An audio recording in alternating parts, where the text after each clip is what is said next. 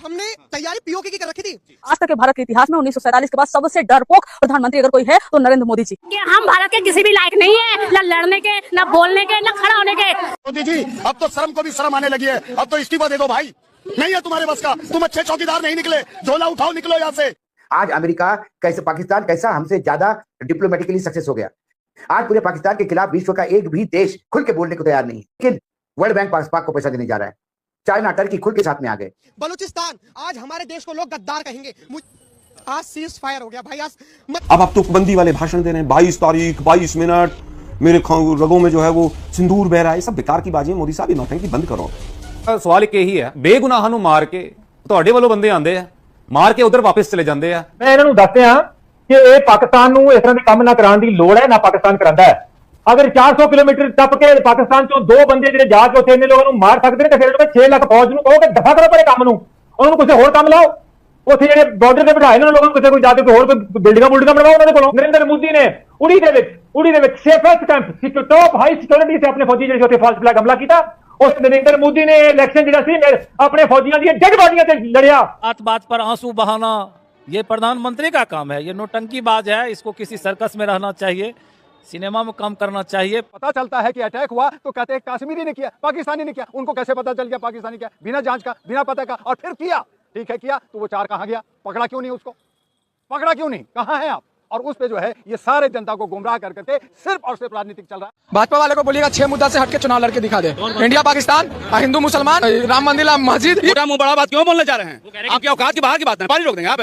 गोदी मीडिया के फर्जी खबरों पर क्या बोलिएगा? देखिए, जो हमारे देश की गोदी मीडिया है इसको AK-47 देकर बॉर्डर पे भेज देना चाहिए। हमारा लक्ष्य पीओके को लेने का था। हमने तो सपना देख लिया था कि यार पीओके में मतलब ये ऐसे होगा। कहां से मिली सीज फायर? किसके कहने पे हुआ है?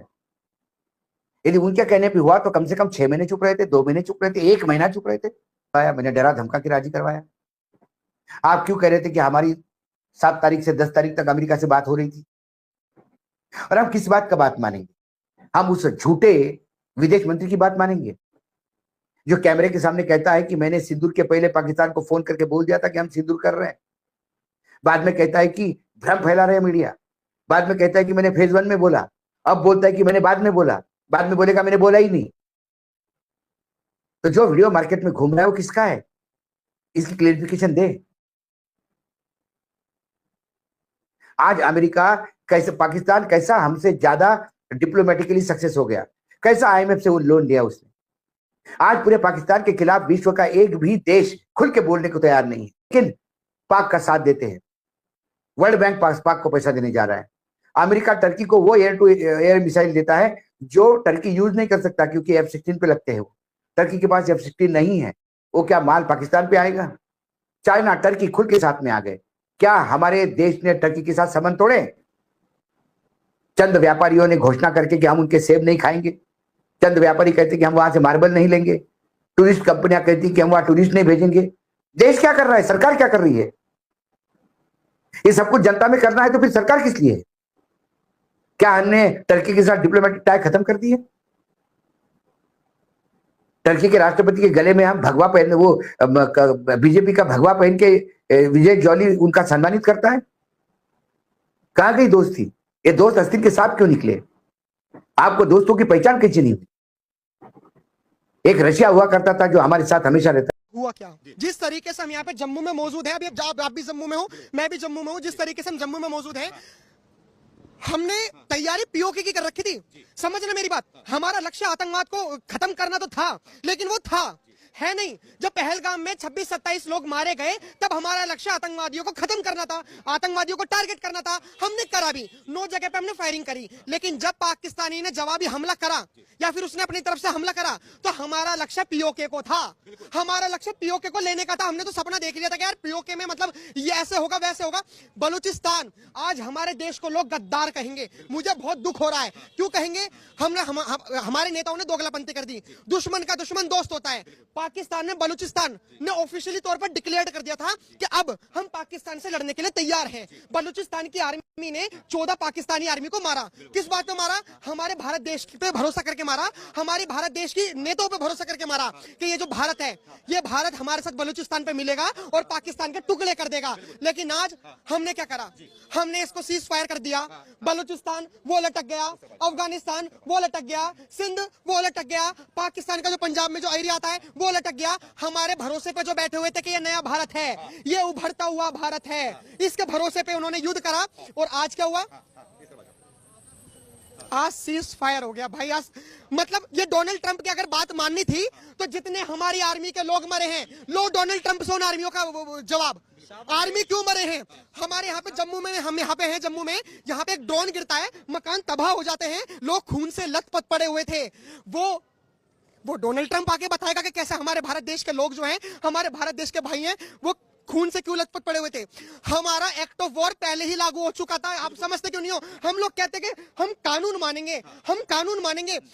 एक सिविलियन की जान जाना या एक आर्मी पर्सन की जान जाना वो एक्ट ऑफ वॉर में आता है। आप हमारे देश के आर्मी के लोग अपनी शादियां छोड़ कर आ रहे हैं, अपनी बहन की शादी छोड़ कर आ रहे हैं, छुट्टियां रद्द करके आ रहे हैं, बंदूकें हाथ में ले रखी हैं।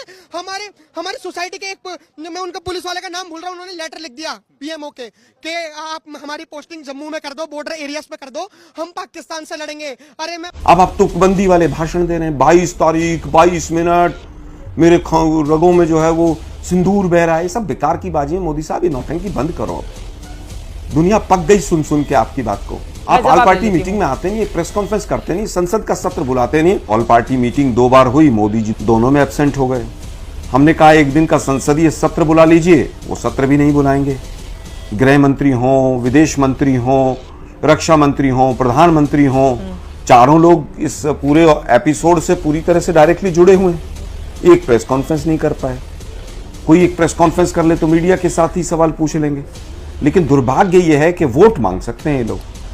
बिहार में जा सकते हैं, केरला में जा सकते हैं, केरला में हंसी ठिठोली हो सकती है, आंध्रा में जा सकते हैं, बॉम्बे में मिल सकते हैं कलाकारों से, गुजरात में जाकर पूरी तरह से वोट मांग सकते हैं, बीकानेर में जाकर बयानबाजी कर सकते हैं, लेकिन ना एक प्रेस कॉन्फ्रेंस कर सकते हैं। और जो ये एमईए के जो मंत्री साहब हैं, जिन्होंने विदेश मंत्रालय का बिल्कुल पूरी तरह से भट्टा बैठा दिया है जयशंकर जी ने, वो आज उनको इतने दिन लगे, आज भी अमेरिका का नाम नहीं ले पाए वो। अरे भाई इतना समय क्यों लगा? 8 बार ट्रंप ने कहा कि मैंने कहा come on let us have business. अरे भाई वो तो साफ साफ कह रहे हैं कि हमने इनको पूरी तरह से डांट के बैठा दिया और कहा कि बिजनेस करो। ऐसी क्या जल्दबाजी थी सीज फायर की? अमेरिका की भूमिका थी कि नहीं, इस बात से पता चल जाता। हमारी कोई मीटिंग हुई, क्या सीज फायर की शर्तें थी? क्या हमने वो आतंकवादी ले लिए? हमने पहले ही हमारे विदेश मंत्री महोदय ने फोन करके उनको आगाह भी कर दिया। आप तो उनको पाकिस्तान को भी आगाह कर दें ताकि उनके आतंकवादी जो है वो बचकर निकल जाएं। ठीक है। और विपक्ष सवाल भी पूछ ले तो पाकिस्तानी हो जाता है। आप बताइए क्या डीजीएमओ को किसने पावर दी? क्या डीजीएमओ को पावर होती है सीज फायर की? मतलब ये कॉमन सेंस की बात है, क्या कोई ऐसा कर सकता है? देश जानना चाहता है वास्तव में सच्चाई क्या है। और ये फेल विदेश मंत्री की तो स्टेटमेंट को आप लोग चलाना बंद ही कर दें। चौधरी साहब अजिहा सवाल एक यही है, बेगुनाहां नूं मार के ਤੁਹਾਡੇ ਵੱਲੋਂ ਬੰਦੇ ਆਂਦੇ ਆ, ਮਾਰ ਕੇ ਉਧਰ ਵਾਪਸ ਚਲੇ ਜਾਂਦੇ ਆ। गौरव जी बहुत मनभागा होया। पहली गल तो यह कि मैं इसकी निंदा करना नहीं होना चाहिए सी, इंसान नहीं मरने चाहिए। दूसरा यकीन करो गौरव जी, मैं बड़ी सीरीयस डिबेट करने वास्ते तुहाडे कोल आया सी, लेकिन सरीन साहब ने जिहड़ा ना बिल्कुल ही लतीफे सुना सुना के ना ते एक संजीदा किस्म के मुद्दे नूं ना खामखादा एक ना अपने फेफड़ियां दा जोर ला ला के ना नरेंद्र मोदी दी फेवर विच मैं इन्हां नूं दस दियां कि यह पाकिस्तान नूं इस तरह के काम ना कराउण दी लोड़ है, ना पाकिस्तान करांदा है। और अगर ये कहते हैं कि वाकई ये पाकिस्तान ने करवाया है तो 400 किलोमीटर का फासला है एलओसी तो पहलगाम का। अगर 400 किलोमीटर टप के पाकिस्तान चो 2 बंदे जिहड़े जाके उत्थे इन्ने लोगों को मार सकते हैं तो फिर 6 लाख फौज नूं कहो कि दफा करो पहले काम नूं, उन्होंने कुछ होर काम लाओ। उत्थे जिहड़े बॉर्डर से बिठाए इन्होंने लोगों को कोई जाके कोई होर कोई बिल्डिंगां बुल्डिंगां बनवाओ उन्होंने कोलों, वो काहदे वास्ते बने ने। दूसरा गौरव जी मैं तुम दस दिया ये पैटर्न, मैं आपको पैटर्न बताता हूँ। हाँ। इवेंट बताता हूँ पठानकोट तो लैके पुलवामा तक। ठीक है। ਉਸ ਤੋਂ ਪਿੱਛੇ ਚਲੇ ਜਾਈਏ 1995 ਵਿੱਚ ਜਦੋਂ ਪਹਿਲਗਾਮ ਵਿੱਚ ਪਹਿਲੇ ਟੂਰਿਸਟ ਹਮਲਾ ਹੋਇਆ ਸੀ। ਉਸ ਤੋਂ ਬਾਅਦ 2000 ਵਿੱਚ ਜਦੋਂ ਬਿਲ ਕਲਿੰਟਨ ਆਇਆ ਸੀ। ਹੁਣ ਆਇਆ ਅਮਰੀਕੀ ਨਾਇਬ ਸਦਰ। ਜਦੋਂ ਕੋਈ ਬੰਦਾ ਆਉਂਦਾ ਇਹ ਫਾਲਸ ਫਲੈਗ ਆਪਰੇਸ਼ਨ ਕਰਕੇ ਪਾਕਿਸਤਾਨ ਦੀ ਸ਼ਿਕਾਇਤ ਲਾਉਣ ਦਾ ਮੌਕਾ ਕੱਢਦੇ ਨੇ। ਸਿੰਪਲ ਨਰਿੰਦਰ ਮੋਦੀ ਸਾਹਿਬ ਦੇ ਇਹਨਾਂ ਦਾ ਪੈਟਰਨ ਹੈ। ਮੈਂ ਤੁਹਾਨੂੰ ਦੱਸ ਦਿੰਦਾ ਜੀ, ਕਿਤਾਬ ਪੜ੍ਹੋ ਕਿ ਮੈਡੋਜ਼, ਠੀਕ ਹੈ, ਜਦੋਂ ਪਹਿਲੇ 1995 ਵਿੱਚ ਇੱਥੇ ਹਮਲਾ ਹੋਇਆ ਸੀ ਇਸੇ ਜਗ੍ਹਾ ਦੇ ਪਹਿਲਗਾਮ ਦੇ ਉੱਤੇ, ਉਹਦੇ ਵਿੱਚ ਦੇਖਣਾ ਸੀ ਕਿ ਕਿਹੜਾ ਬੰਦਾ ਇਨਵੋਲਵ ਸੀ। ਉਦੋਂ ਵੀ ਇਲਜ਼ਾਮ ਪਾਕਿਸਤਾਨ ਤੇ ਲੱਗਾ। 2000 ਦੇ ਵਿੱਚ ਬਿਲ ਕਲਿੰਟਨ ਆਇਆ, 30 ਸਿੱਖ ਮੇਰੇ 30 ਸਿੱਖ ਭਰਾ ਉੱਥੇ ਇਹਨਾਂ ਨੇ ਸਲੌਟਰ ਕੀਤੇ ਆਈਬੀ ਦੇ ਲੋਕਾਂ ਨੇ। ਬਿਲ ਕਲਿੰਟਨ ਨੂੰ ਲਿਖਣਾ ਪਿਆ ਆਪਣੀ ਕਿਤਾਬ ਵਿੱਚ ਕਿ ਮੇਰੀ ਆਮਦ ਦੀ ਵਜ੍ਹਾ ਨਾਲ 3 ਸਿੱਖ ਮਾਰੇ ਗਏ। ਇਹ ਪਿਛਲਾ ਹਿਸਟਰੀ ਮੈਂ ਤੁਹਾਨੂੰ ਰੀਸੈਂਟ ਹਿਸਟਰੀ ਦੱਸ ਦਿੰਦਾ। ਪਾਕਿस्तान ने हमेशा कोऑपरेट किया। पठानकोट हमला होया, पाकिस्तान ने पहली बारी अपनी सोयल के उत्ते इंडिया में होए हमले की FIR दर्ज की। साडी इन्वेस्टिगेशन टीम CTD के सरबराह राय ताहर की सरबराह में दिल्ली गई, जाके उन्होंने अर्ज की हजूर सानू क्राइम सीन ते लै जाओ, असीं जाके इन्वेस्टिगेशन करने, क्राइम सीन देखना। NIA ने फड्डा पाता कि तुहानू असीं पठानकोट क्राइम सीन के उत्ते नहीं लैके जाना। साडी टीम उत्थों वापस मुड़ आई। तहकीकात अगे नहीं वधियां क्योंकि तहकीक करना मकसूद ही नहीं थी। 2016 में सार कॉन्फ्रेंस नूं वढना सी, सार कॉन्फ्रेंस का गाटा लाउणा सी। नरेंद्र मोदी ने उड़ी दे विच safest camp top high security से अपने फौजी जिहड़े उत्थे फॉल्स फ्लैग हमला किया। उस तो बाद पाकिस्तान दे विच सबुटाज किया सार्क नूं। 2019 में चुनाव आया। अब तुसीं गवर्नर कपी अपना मकबूजा कश्मीर सत्यपाल जी की रिपोर्ट पढ़ रहे हो। उन्हें कहा कि जिदों हमला होया मैं नरेंद्र मोदी जी को फोन किया, सरकार मिनिस्टर साहब वजीर आजम साहब, वजीर आजम शूटिंग गोलियां चला रहे थे। उन्होंने कहा जनाब इतने हमला हो गया। उन्होंने क्या कीप क्वाइट, चुप करके बैठो।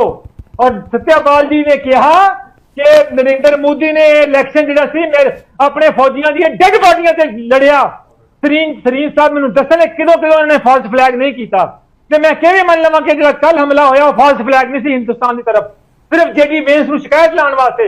और दूसरा सरकार मकबूजा कश्मीर में बीजेपी ने